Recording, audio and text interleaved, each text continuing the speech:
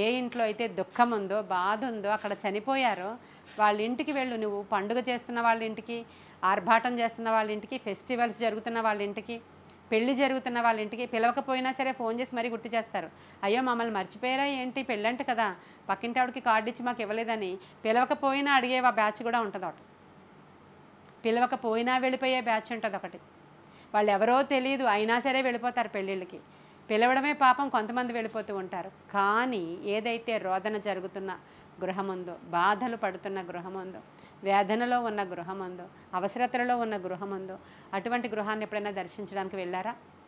పోనీ వాళ్ళు మీకు ఏం చేయకపోయినా పర్లేదు, మీరిప్పుడు చేసినటువంటి ఫేవర్ని బట్టి దేవుడు ఆయన జ్ఞాపకం చేసుకుని మిక్కిలి అల్పులైనటువంటి సహోదరులలో ఒకరికి మీరు చేశారు కాబట్టి, అమ్మా నేను మిమ్మల్ని జ్ఞాపకం చేసుకుంటున్నాను, నేను కదా ప్రతిఫలం ఇచ్చేది మీకు ఎంత ప్రతిఫలం కావాలో దాన్ని నేను బేరీజు వేసుకుని ఇలా త్రాసులో తూచి మీకు ఇచ్చేస్తాను అంటాడు ఆయన. హల్లెలూయా.